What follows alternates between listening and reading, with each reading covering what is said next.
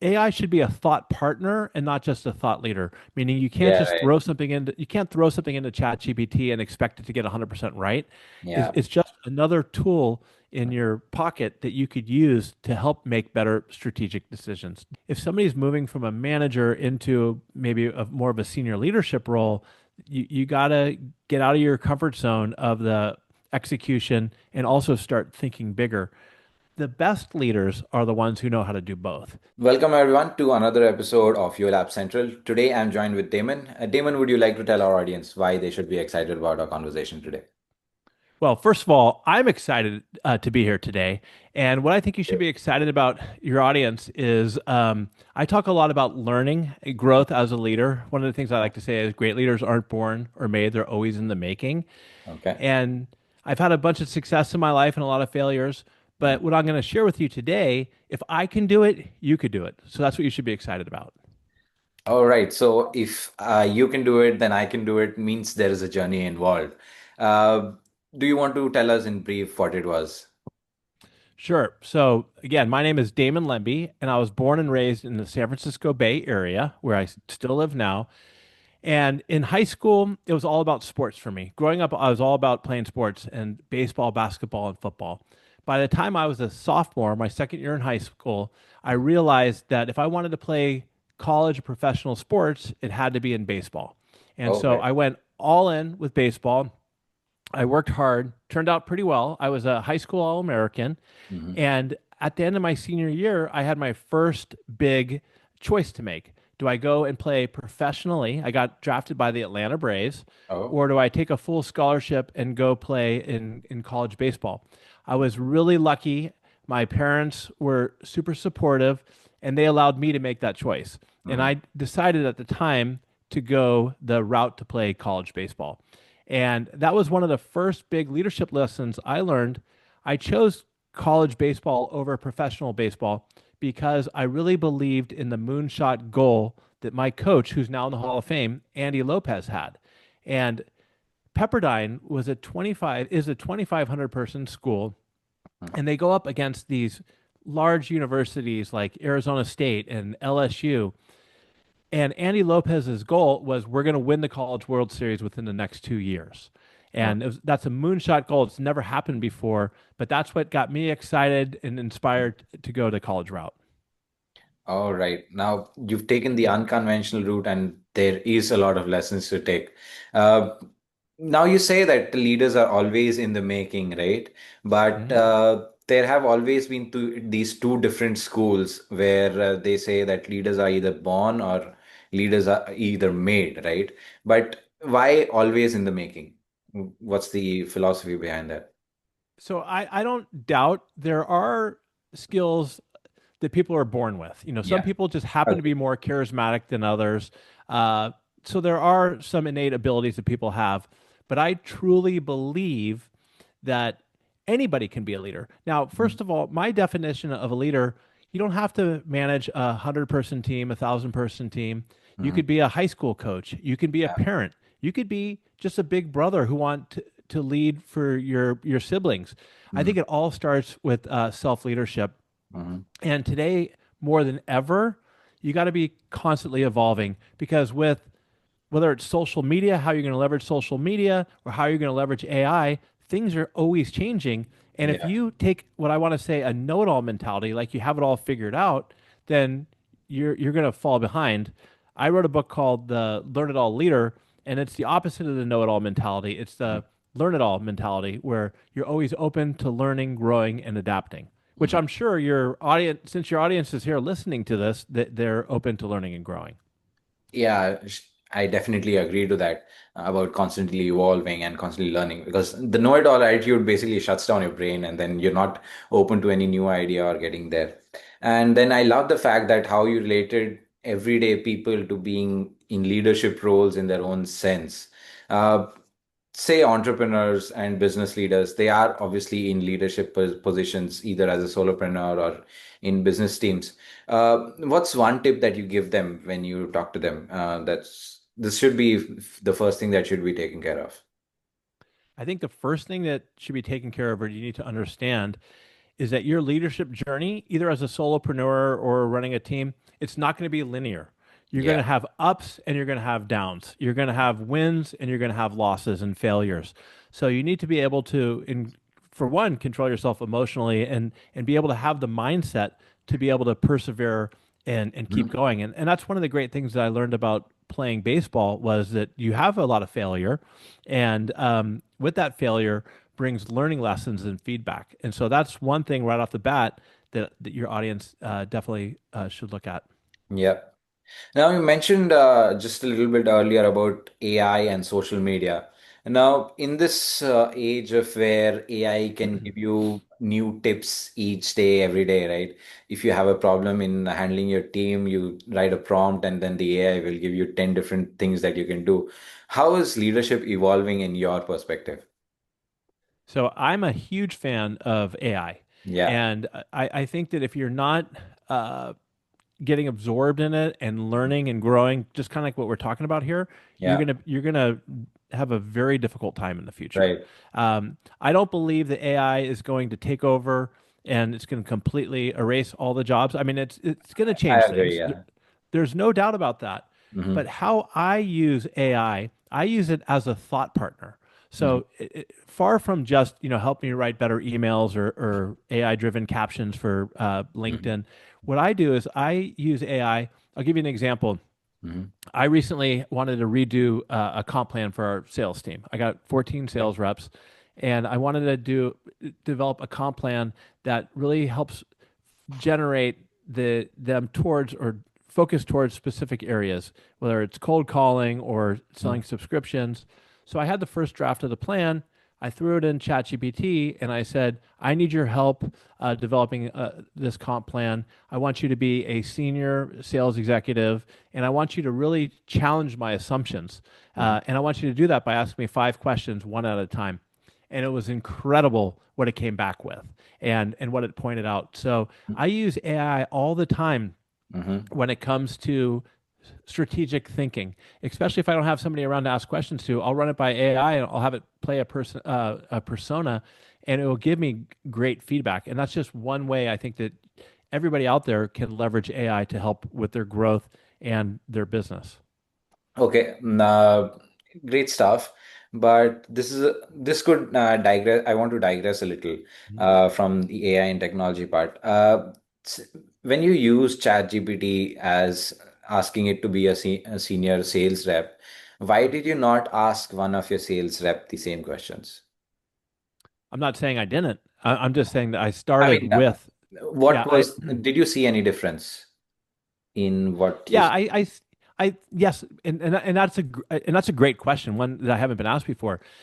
And here's the biggest difference I see. A lot of these senior sales reps have been with me for 5+ years. okay. So they have a specific way of thinking and kind of like inside the bubble at my company is called Learn It. So a lot of their thoughts would be around what they currently know, where when you ask AI, it's looking at it from an outside and a different perspective. Hmm. And so, and that's another point I want to bring up for your audience is that AI should be a thought partner and not just a thought leader. Meaning Yeah, right. you can't throw something into ChatGPT and expect it to get 100% right. Yeah. It's just another tool in your pocket that you could use to help make better strategic decisions. Does that answer your question? Yeah, it definitely does. And it does give me perspective on both of these things. Now, talking about social media again, and let's go to social media, right? Now, we've got leaders who are engaging with their audiences on multiple platforms. Okay, there are people coming on podcasts like mine or somebody else's. There are people on Instagram, LinkedIn, Facebook who are churning out content, who are putting out thought leadership articles and things like that. And then there are people who go out in the public who do engagement programs, right? Now, how has it changed, right? Because at some point of time, there were only leaders who went on a stage, talked about things, gave people coaching and things like that. And now there are people doing the same thing on social media. What's the difference? How is it? I think the difference is, and this is similar to AI, I Hmm. think that if you don't have a personal brand and you're not out on social media, you're going to be in big trouble. Uh, for me, for example, let's say 3 or 4 years ago, I was very much a behind the scenes CEO. I would Okay. work with my sales team. I would go out on stages and I would Hmm. do keynotes or presentations. Not so much, but I did, and Yeah. I'd be on sales calls. But not until my book came out that I started getting on the podcast trail and becoming a podcast guest, and then eventually a podcast host. Okay. And what I've done with all of this is I've repurposed that content and I put it across platforms, Right. LinkedIn, uh, Instagram, X. And what I've found is that when I'm hiring people or when I'm looking at to look at for vendors or whatever, the first thing I do is I go on social media. I Hmm. go to look up what posts they have, if Yeah. they're active, if they're not active. Hmm. And you might be sitting there thinking to yourself, well, I'm not a leader, I'm actually just looking for a job now. We all have points of views. We all have experience of things, and Yeah. you have to get out there. Whether you sign up for something like Podmatch and you get on and you do podcast as a guest, or whether you're writing just some experience that you've had and quick LinkedIn articles or just posts, Hmm. I think that you have to be involved in social media and that your personal brand, whether you're a leader or you're an individual contributor or you're a school teacher, Hmm. is critical these days. Definitely. Now, let's talk about your LinkedIn journey or your social media. I know you just mentioned that you had just started out 3 years ago on this social media journey. How has it been? What's working out? What's not working out? So I've been on LinkedIn and the other social channels forever. And Okay. it's kind of funny. My wife is a residential real estate agent Okay. and she has had a very strong social presence on Facebook and Mhm. also Instagram, and she makes these great little videos. And I would never with all her listings and everything, and Mhm. I was just kind of never posting anything. But Right. about 3 years ago, actually probably around 2023, I started posting quite often and it's really accelerated. I went from having, I don't know, maybe 1,000 connections on LinkedIn to 8,000 now. Right. And I've really upped my game as being considered a thought leader in my Okay. industry. Hmm. And it's really helped me. My network has just been really super gone to the next level Hmm. thanks to being more active on social media, and it's been a great help. It takes work. I mean, because you want to come up Yeah. with good content, but Hmm. if you look at it as a way of, I just don't think you should do it so that you're always bragging about yourself. Like, let me tell you about these awards I got, or let me tell you about this big sales I made. Agreed. My Yeah. perspective is everything I post, I want it to be something that can help somebody else. Right. If it's a success, I want to tell you behind the scenes how I made that success. If Hmm. I failed at something, I want it to be learning lessons. And I Hmm. think if you go about your social media as wanting to give back and help others, then you're going to be a lot more successful and you'll gain a lot more followers and a lot more traction than bragging all the time. That's very relatable. I've heard that quite a few times, and it's nice when you hear the same thing and validate such ideas, right? Now, just want to ask, I mean, I guess you agree as well that this is what real leadership is about, right? Trying to help others and telling them, yeah, if I was successful, these are the reasons, and probably you could be successful for these reasons as well. And if I had failed, this is probably you can do that. Uh, Anything you want to add to that? No, I think that that's a good point. For instance, we're heading into our 30-year anniversary for my company basically this week, Learn It, which is a live learning platform. And I woke up this morning and I was thinking about a post that I was going to do, or maybe even a solo for my podcast, the Learn It All podcast. And it was going to be four things that I've improved upon as a leader over the last 10 years. And I was going to share what those are and why it's been impactful. And I was Mm-hmm. going to share four things that I still do the same Hmm. and maybe three or four things that I need to get better at. But I Right. was going to do all through the lens of how can this help other people? Like Yeah. what from my journey, Hmm. what can they learn from? If I was going to say I've gotten better at delegating now that we're working remotely, and Hmm. then share an example of how that worked, I'm hoping that somebody can connect with that who's maybe a leader who's frustrated because they don't see Yeah. their people as much. Um, And so that's the lens I always take on leadership because I believe that when you're a leader, you got to be a people first leader, and it Yeah. has to be about your people first because as a leader, you're winning through them, Uh-huh. whereas an individual contributor, you're kind of going out and do the work yourself. Um, okay, you believe in the people first leader. What would you say about the leaders who are goal first? Who are goal first. Yeah, Well, I think that you have to be goal oriented. You know, yeah, you have to. Now, yes, what I mean by people first leaders are that they achieve those goals through their people. yeah, Now, what I've seen, I've coached hundreds of people and mentored.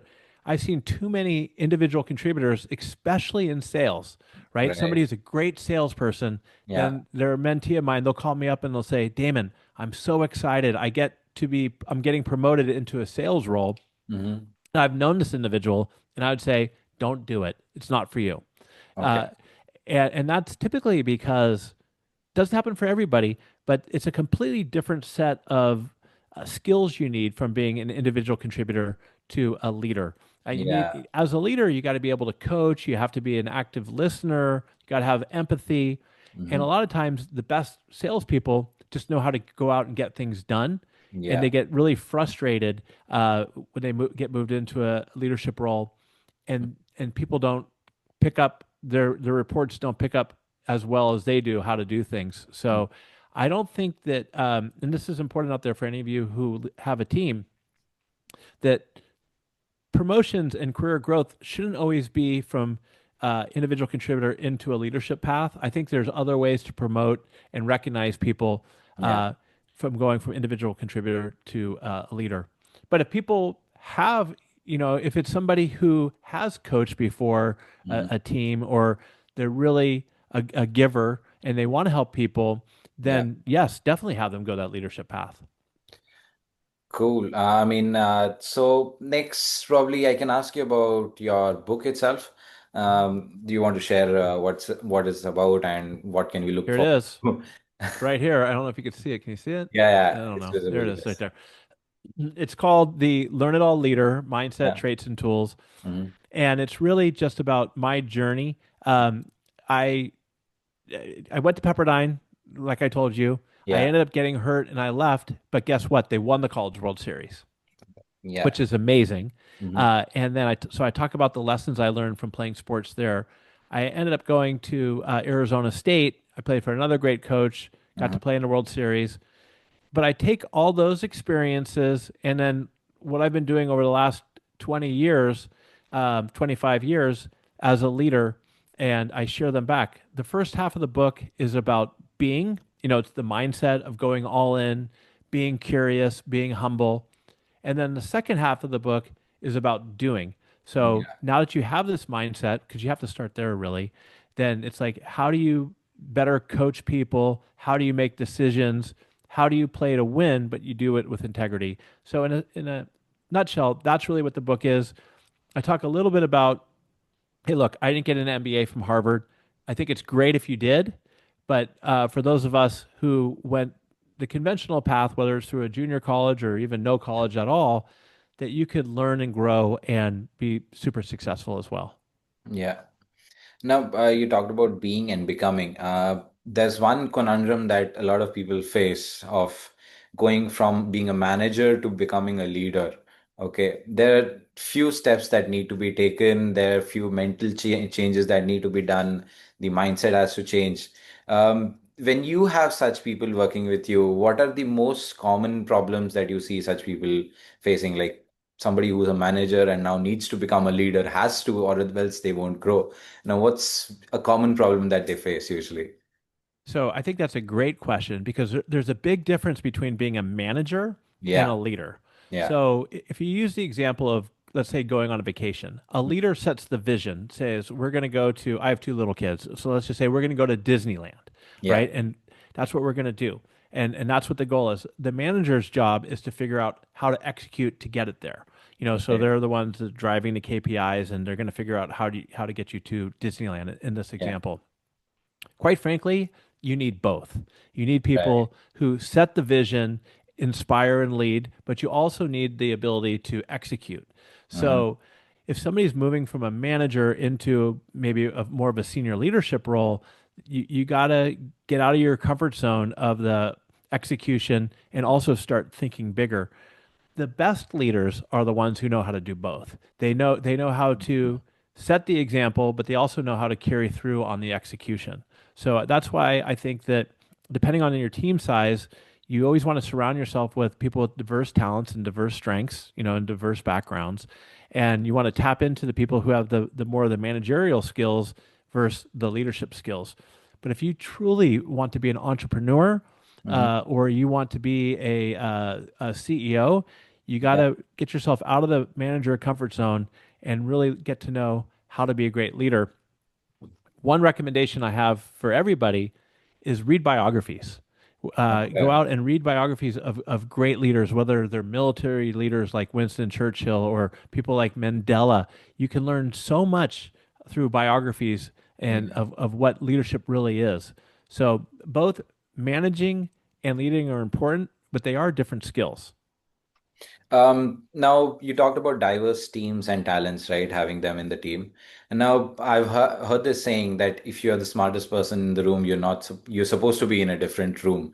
Now, how would you put that in for a leader? Okay, obviously leaders have to be smart, they have to be intelligent, but then do they have to necessarily? What I feel is that they don't have to necessarily be the smartest in the room. What perspective would you like to bring to that?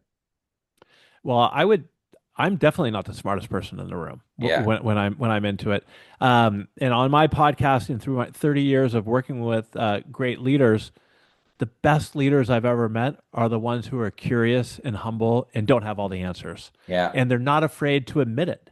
Yes. They're not afraid to say, "Hey, look, I don't have the answer to this," but they're going to source those answers from somebody. They're going to tap into hopefully somebody on their team Yes. who has that strength and can answer those questions. So in like American sports, it's like a quarterback. They're Yeah. they're kind of quarterbacking the field, and Hmm. they're surrounding themselves with the best players to be able to do it. I think one of the faults that I see even great leaders have is they get to a certain level and they Hmm. think, look, I've had so much success. I'm fine where I'm at. I don't need to learn and grow anymore. All And right. I mean, that may be okay for them if they're looking to retire and Yeah. whatever. But at the end of the day, even if you're a senior leader or a CEO, I think that's when you really need to double down Yeah. on your learning and surrounding yourself with great people, because there's no way you can keep up with everything at the rapid pace of change. Hmm. And now, you mentioned, right? I mean, we talked about having smart people in the team. Now, there's something about humility and vulnerability. Okay. How does a leader open up to having that mind space that, yeah, I have to be open to ideas and I have to be open to the fact that I may not be having all the answers? Well, I think that that's tough, especially early on for new managers, new Yeah. leaders. So you get promoted into this role, and Hmm. one of the first things you might even have limiting beliefs or self doubt or imposter syndrome, like, do I even belong Yeah. here? And you make the mistake of wanting to be the smartest person in the room and Hmm. knowing it all. You know what? People don't want to follow people like that, anyways. I Yeah. think when it comes to humility and vulnerability, especially vulnerability, it's kind of a fine line. Yeah. Vulnerability, you want to be vulnerable with confidence. You want to be able to say, look, I don't have all the answers, but we're going to figure this out. Right. Going back to Churchill, who I'm a big fan of, he talked like during the beginning of World War II, he would be very vulnerable and say, look, Hmm. we're in a very tough position here, and I don't know what we're going to do yet, but we're going to figure it out, and we're going to figure it out together. And that's what it inspired the country to follow him, and that's what I think inspires your team to follow you as well. Hmm. On the flip side, nobody wants a weak CEO, a weak leader who all Right. they do is they, oh, I'm sorry, I made mistakes. I don't know what to do. Hmm. The crying CEO. Nobody wants to follow that person. A lot of times people will jump ship because they're like, look, I don't want to stay on the sinking ship. Yeah. So it's vulnerability and humility are super important, but you do it in a way with confidence and you do it with a way with curiosity where it's all about, hey, I don't have an answer to this, but I'm curious to figure out how we're going to make this happen. And then you do. And when you do tap into somebody else on your team and Hmm. they come up with an idea and that idea is implemented and successful, this is very important. Give them the credit. Give them the Right. credit. Yeah. This is Yes. Bob's idea. He led us in this direction. And when you do that, when great leaders do that, then ideas bubble up from everywhere, from people all throughout Mhm. your organization on the front lines. A terrible leader, and I've had coaches like this, baseball coaches, when things go well, they take all the credit. They get out Yeah. in front and they say, "This was my idea. We did this." Mhm. And then when things don't go well, they sit in the Right. back and they blame everybody else. So um, it's just very easy to point out leaders who I think are people first, who care about their people, who want Mhm. to give them the credit, than the egomaniacs who want to put Mhm. themselves first. Now, to give where credit is due, just want to ask how many people has your work impacted? I mean, how many people have you worked with? How many have you helped? Well, thank you for asking. And if you look at it, Learned's helped upskill over 2 million people over the past 30 years. That's huge. And it's probably more than that because on our YouTube channel alone, we have 950,000 subscribers and over 20 All million right. views. So, but then with the in-person training and the virtual training we do at Learn It, I mean Mhm. that there's hundreds of thousands. So, Mhm. what I'm most grateful for over the years is being able to surround myself with great employees and team members and customers Mhm. who've helped facilitate all this. Because, I mean, gosh knows that I couldn't have done this. I mean, it's not. I'm not an expert in emotional intelligence or Python or any of this, but I feel like I've been able to constantly put together great teams over the years who've been able to help serve all these people. Thank you, Damon. Thank you so much for joining me in on this episode of Your Lab Central. Before we close, do you want to share any contact details where people can get in touch with you or know more about you? Sure. What I would say is connect with me on LinkedIn at Mhm. Damon Lembi and check out my company's website, learnit.com. If there's a class on there that you want, say that you heard me on you'll love this podcast, and I'll give you a free class. Just send me a message on LinkedIn. And also check out my podcast, the Learn It All podcast. So thank you. You asked great questions, and I had a lot of fun being here. Thank you so much. To the audience, don't forget to leave a like if you like the video and if you like the conversation. If you have something you related to or have a question, do leave a comment. And don't forget to subscribe before you close the window, please. Thank you so much. Thank you for joining in.